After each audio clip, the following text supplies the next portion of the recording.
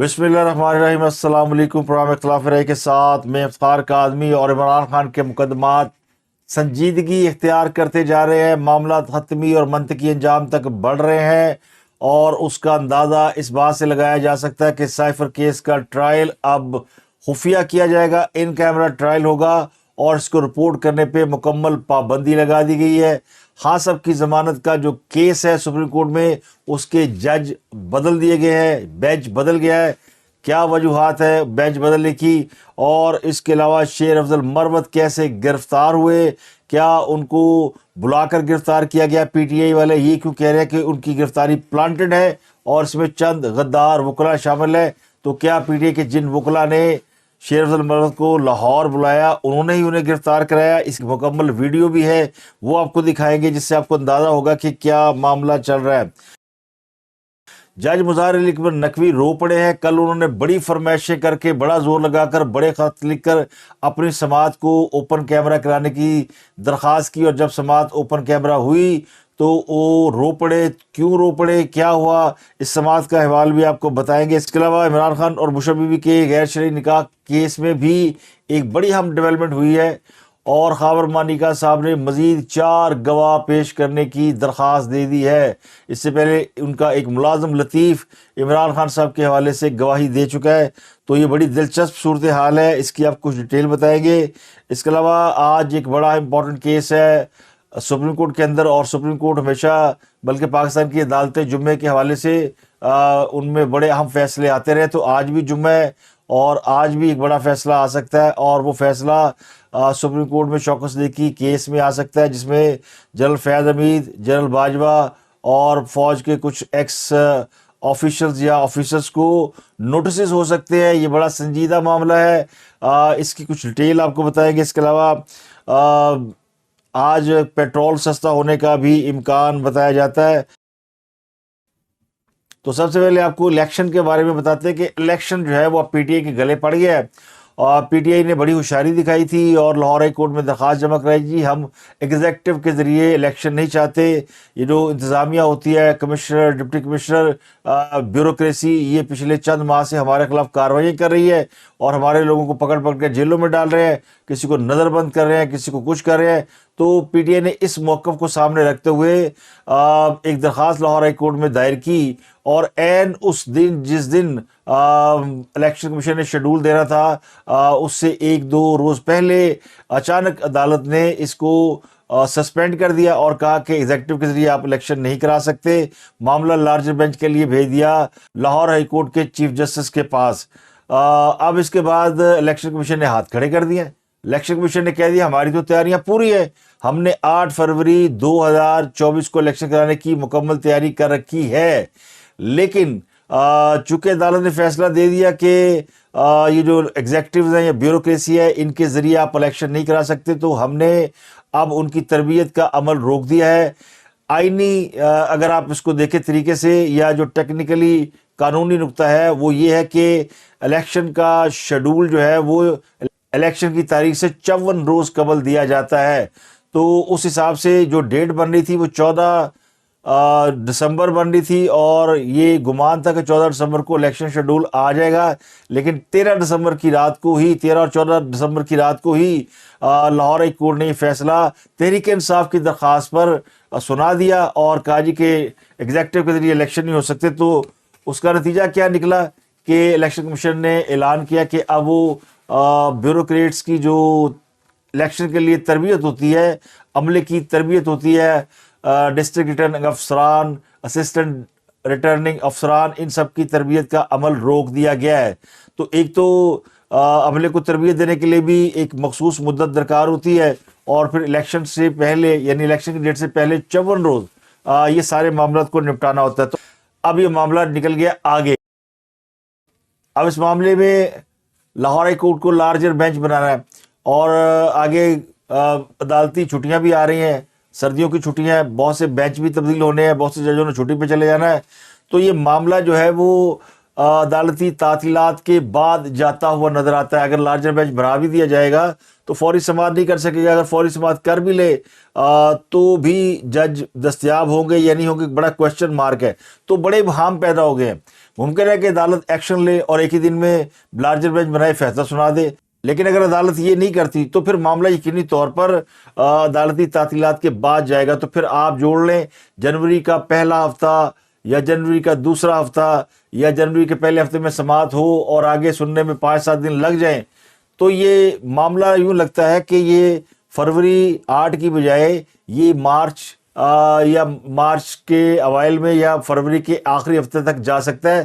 تو یہ انتخابات آگے بڑھنے کی چانسز بہت زیادہ ہیں, یہ تاریخ بدل سکتی ہے. اب اس میں جو سب سے بڑا چیلنج ہے وہ سپریم کورٹ کے چیف جسٹس قاضی فائز عیسیٰ کو درپیش ہے. انہوں نے اس کی گارنٹی دی ہوئی کہ الیکشن ہر صورت میں 8 فروری 2024 کو ہوں گے, اور انہوں نے کہا تھا کہ یہ فیصلہ پتھر پہ لکیر ہے. لیکن خود ان کی جو جوڈیکشن ہے جوڈیشری, انہوں نے یہ فیصلہ دیا ہے. تو اب اگر اس فیصلے پہ وہ خود نوٹس نہیں لیتے یا لے لیتے ہیں, کیونکہ آج تو انہوں نے نوٹس نہیں لیا, کل بھی نہیں لیا انہوں نے, جب یہ فیصلہ آیا تھا تو 24 گھنٹے تو گزر چکے فیصلہ آئے ہوئے. تو ایسا نہیں ہو سکتا کہ چیف جسٹس صاحب کے نوٹس میں یہ نہ ہو کہ فیصلہ آ چکا ہے لیکن انہوں نے اس کے اوپر کوئی ایکشن نہیں لیا. اگر وہ ایکشن لیتے ہیں تو 8 فروری کو الیکشن کے چانسز بڑھ جائیں گے. اگر وہ ایکشن نہیں لیتے اور اس کو عدالتی پروسیجر پر چھوڑتے ہیں تو پھر کہتے ہیں نا گل پھر ہتھوں نکل گئی جائے. تو پی ٹی آئی جو ہے وہ الیکشن لیتے لیتے اپنے پاؤں پر اچانک کلہاڑی مار بیٹھی ہے, اور اب وہ سر پکڑ کے رو رہے کہ ایسا کی کیتا. دوسری ایک تھیوری وہ بھی پی ٹی آئی کے اندر ہی چل رہی ہے, اور پی ٹی آئی کے ذرائع کہتے ہیں کہ پی ٹی آئی کے پاس الیکشن لڑانے کے لیے لوگ ہی نہیں ہیں. الیکشن لڑنے کے لیے کون سے لوگ آئیں گے؟ وکیل بھی پورے نہیں ہیں کہ وہ الیکشن لڑ سکیں, اور جن لوگوں کو ٹکٹ دیے گئے تھے, جن کے نام اناؤنس ہو چکے تھے پنجاب اور کے پی کے میں, وہ لوگ بھاگ گئے ہیں یا منحرف ہو چکے ہیں, پارٹی چھوڑ چکے ہیں. تو اب بڑا مسئلہ ہے نئے امیدواروں کا ڈھونڈنا اور ان کا الیکشن لڑوانا.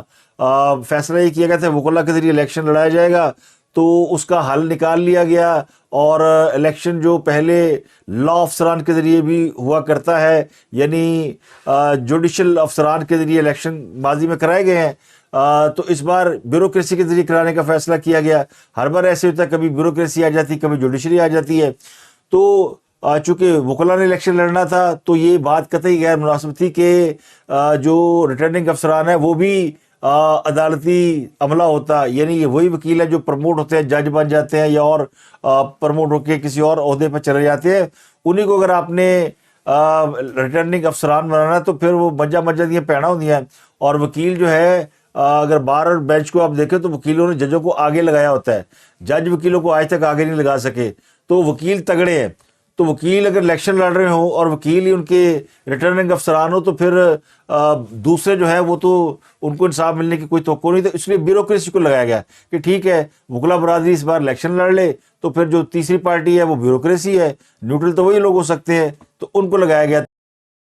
تو ان کے اس کو دیکھتے ہوئے پی ٹی آئی نے ایک تیر سے دو شکار کرنے کی کوشش کی.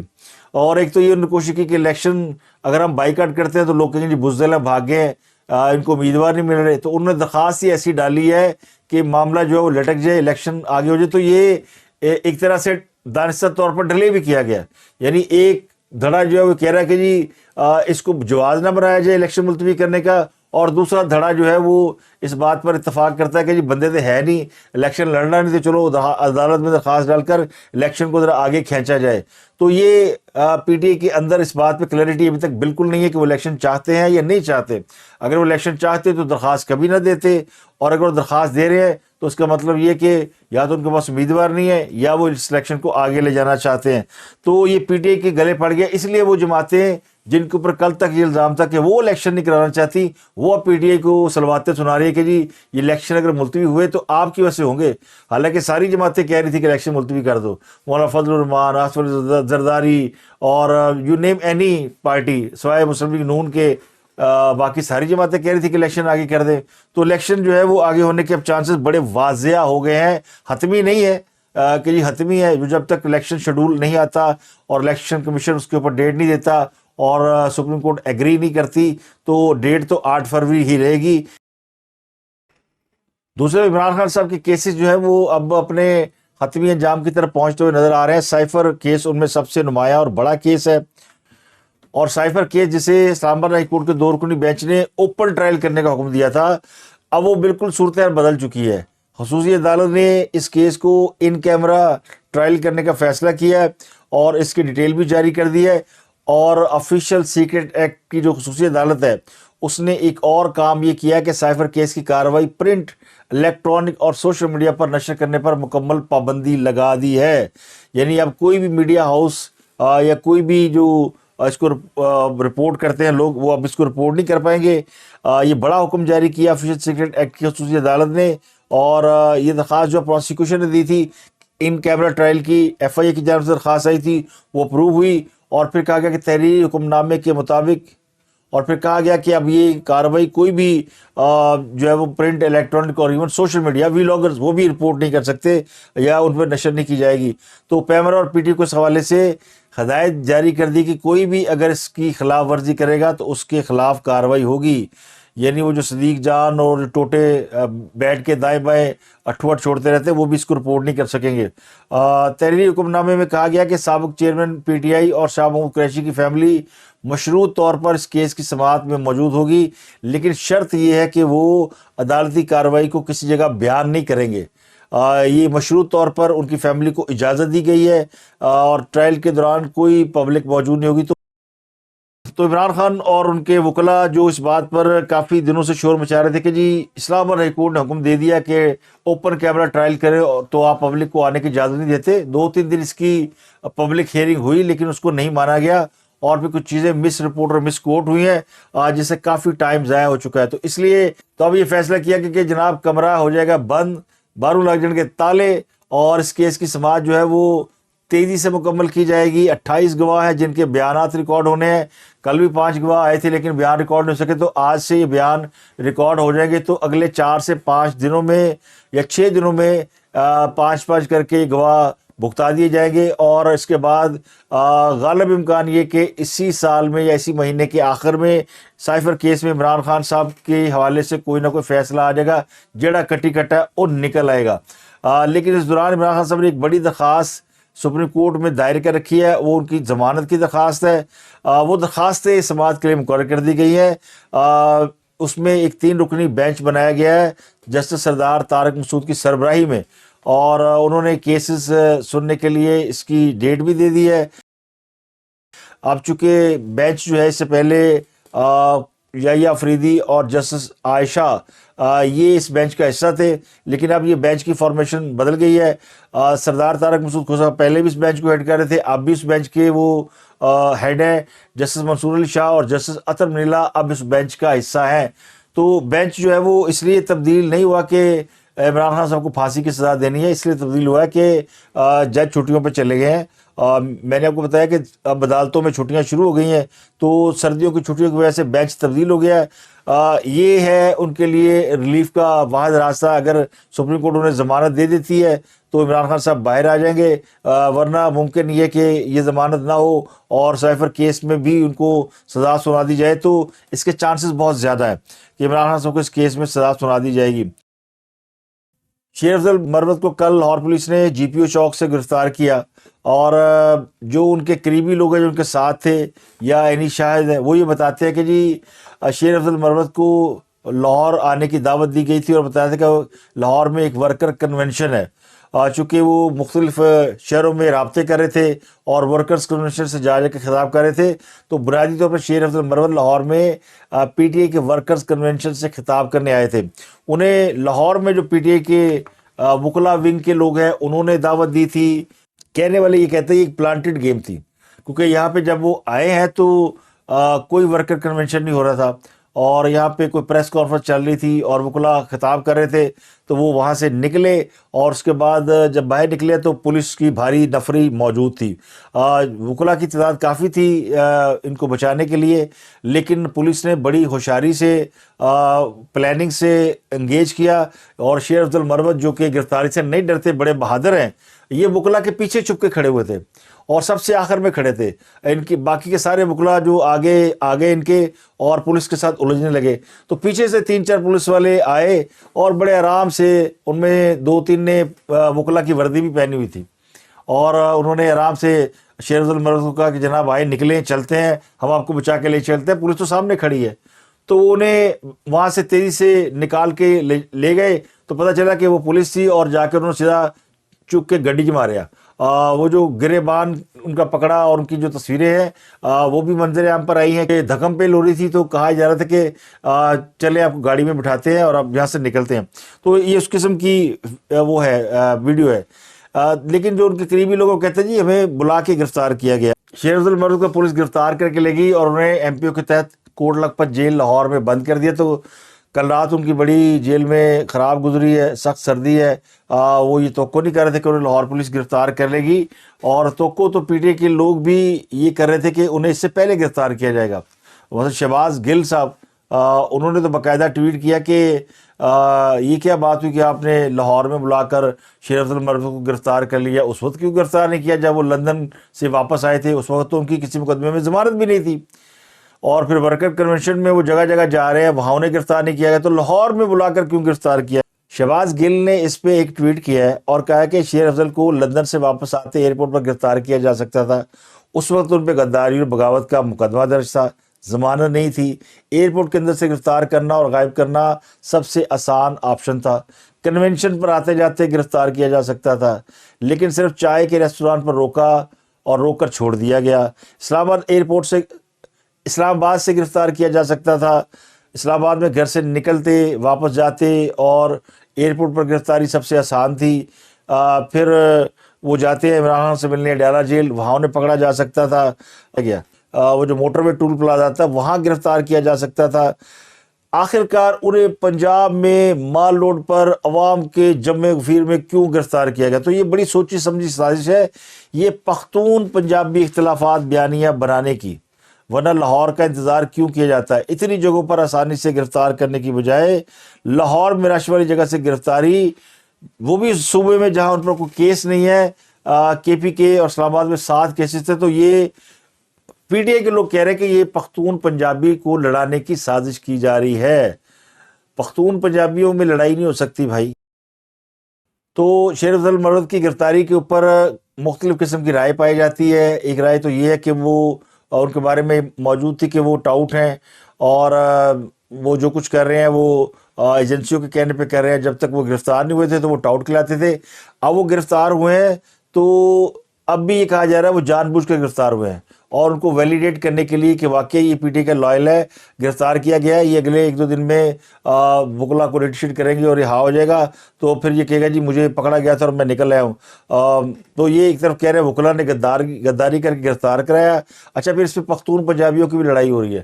پٹھان کہہ رہے ہیں جی کہ آپ نے ہمارا مہمان جو ہے وہ شیر افضل مرود لاہور میں مہمان تھا، اس کو گرفتار کرا دیا ہے، اور پٹھان انہوں نے تو اس کو کبھی گرفتار نہیں ہونے دیا۔ بھئی وہاں پہ پہاڑ ہے، جنگل ہے، بیابان ہے، وہاں بھاگ کے چھپ جاتے ہیں۔ یہاں پہ شہر ہے، یہاں سب کے سامنے ان کا بچنا مشکل تھا، کیونکہ ہزاروں کیمرے بھی لگے ہوئے ہیں، سیف سٹی میں ایک ایک چیز کی موومنٹ ہو رہی ہوتی ہے۔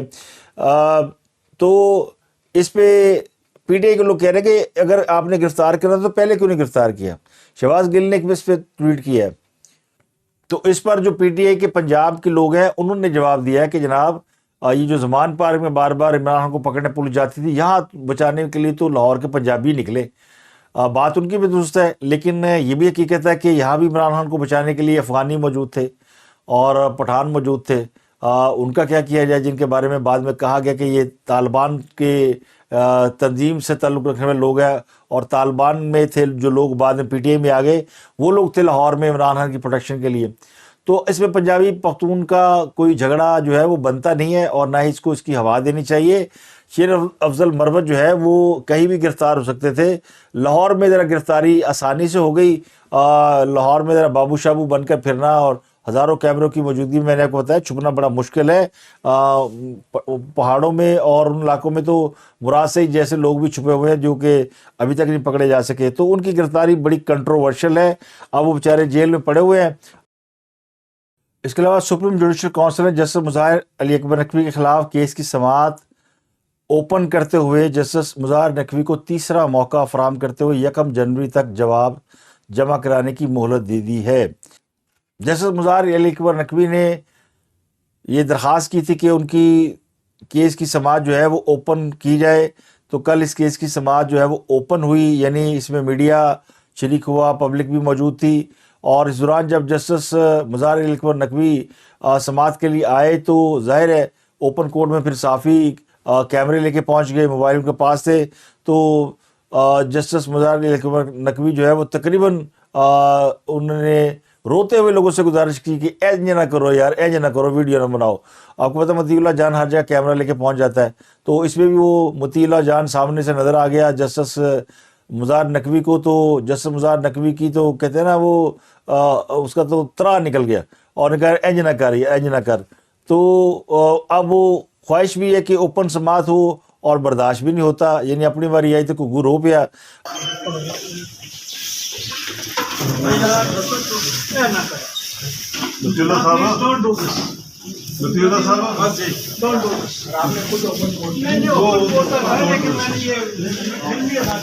دلچسپ بات ہے وہ یہ ہے کہ اس کیس میں خواجہ حارث صاحب جسٹس مظاہر علی اکبر نقوی کے وکیل ہیں، اور خواجہ حارث صاحب جو ہیں وہ ان کے بارے میں یہ مشہور ہو چکا ہے کہ وہ جس کے وکیل ہوتے ہیں وہ نہیں بچتا، چاہے وہ نواز شریف ہوں چاہے وہ عمران خان ہوں، یہ دونوں کے وکیل رہے ہیں، اور اب یہ خواجہ حارث جو ہے وہ مظاہر علی اکبر نقوی کے بھی وکیل بن گئے ہیں۔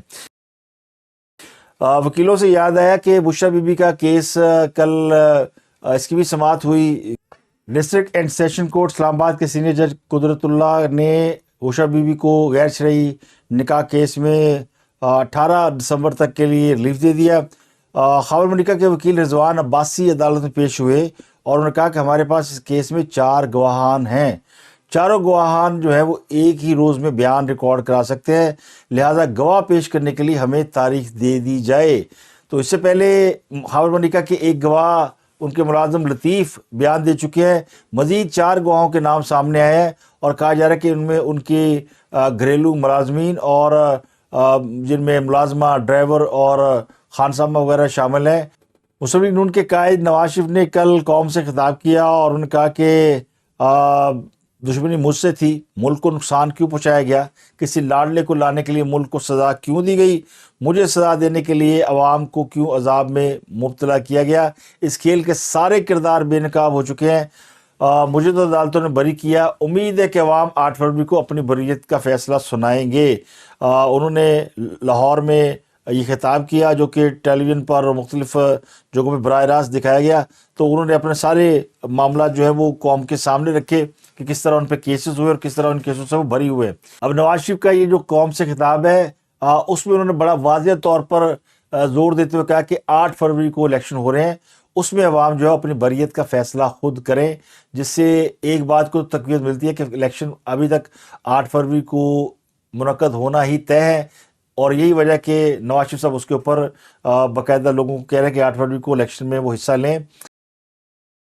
تو مجھے لگتا ہے کہ مسلم لیگ نون کی جو سوشل میڈیا ٹیم ہے انہوں نے اس انٹرویو کو فار گرانٹڈ لیا، اور یہ انٹرویو اس طرح ہائی لائٹ نہیں ہوا جس طرح ہونا چاہیے تھا۔ نواز شریف کا 6 سال کے بعد یہ قوم سے خطاب تھا ٹیلی ویژن کے اوپر، اور اس کی جتنی اس کو جتنا ہونا چاہیے تھا ہائی لائٹ، اور جتنی اس کی مارکیٹنگ ہونی چاہیے تھی وہ نہیں ہوئی، اور اس کو ٹوٹل فیلئر کہا جا سکتا ہے کہ یہ ان کی جو ٹیم ہے جو بھی ہے، واللہ عالم کون لوگ ان کے ساتھ ہیں، وہ اس میں اپنے ناکام رہے ہیں، اور اس پر ان سے باز پرس ہونی چاہیے کیوں جو ہے اس کو ویلاگرز اور یوٹیوبرز نے اس طرح ڈسکس نہیں کیا جس طرح کرنا چاہیے تھا۔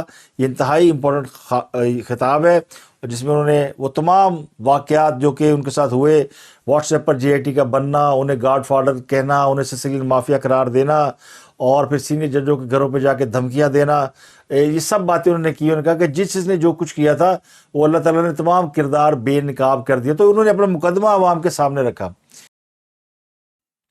تو اس میں خود مسلم لیگ نون والے فیصلہ کر لیں کہ انہوں نے کیا کرنا ہے۔ تو اب تک کے لیے اتنا ہی، آپ سے ملاقات ہوگی اگلے ولاگ میں۔ اپنا گردنوا کے لوگ بہت خیال رکھیں۔